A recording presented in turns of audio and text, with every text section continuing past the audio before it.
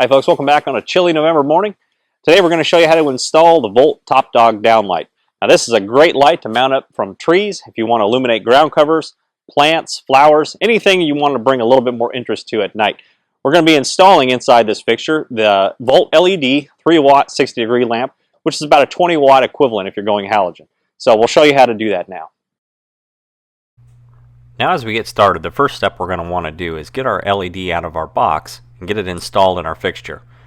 Now as you're screwing down the lid to your fixture, make sure it sits flush and has a good firm seat against the silicone gasket at the bottom.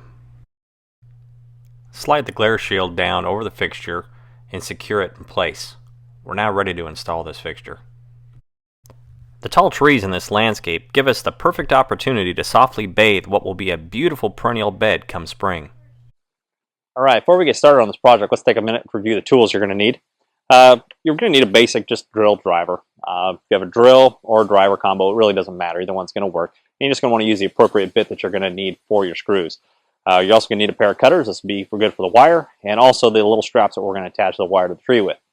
Now, you'll also need a 24-foot extension ladder. Stay away from aluminum. They're just dangerous around power lines. And we are going to be going 25 to 30 feet up into this tree. So if you are uncomfortable with heights and climbing up in the tree, I recommend you hire a pro, a lighting pro. They can come do this part of the work for you. And just be very, very careful as you're climbing this tree. Make sure you've got a good foundation for your ladder. Before we begin our installation, we have to determine where exactly the light fixture is going to be placed and how we're going to get our wire down the tree. Generally, the back side of a tree is best. Go ahead and set your ladder up, but just make sure the feet are securely into the ground. Okay, so now as you're up here in the tree, you want to make sure that you get a rough orientation for the light. So know where your bed is, directly below you, what you want to light, and roughly place your light in about the area where you know it's going to be. We can fine-tune the adjustment later for getting the exact aim. Now find a fairly flat place on the tree bark and begin securing the base onto the tree. Now you're going to be using stainless steel screws, and there are a total of 3 fastener holes for this. Next, loosen the brass lock nut. This will allow the fixture to swing freely so it can be turned and aimed as needed.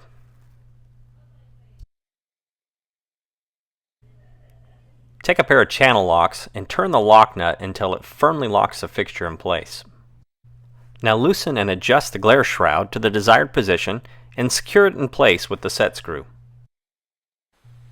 To attach our cable to the tree, I like to use the zip ties that have the loop on the top.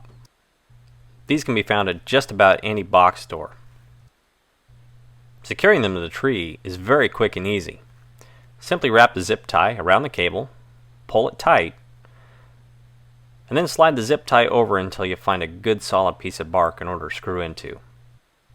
At this point, we're trying to move the wire around to the back side of the tree so it's concealed as we run it all the way down to the ground.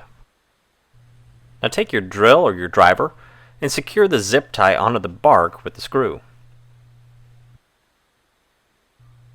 You can now take your hand cutters and trim off the excess of the zip tie. This will make it look much cleaner on the tree. Continue this process running it all the way down to the ground, continuing to zip tie about every 4 to 5 feet, and then make your connection back to the transformer. Hey, before you run out to the corner store and go buy hardware, be sure that you only buy stainless steel screws. Now, stainless steel is the only type of metal that's going to be inert in the tree, which means it's not going to harm the tree.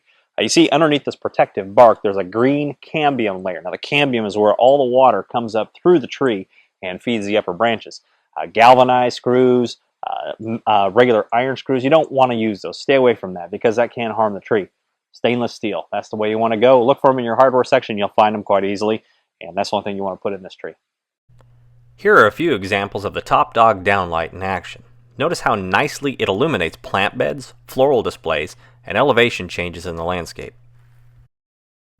These effects can only be achieved by getting the light source high above the ground.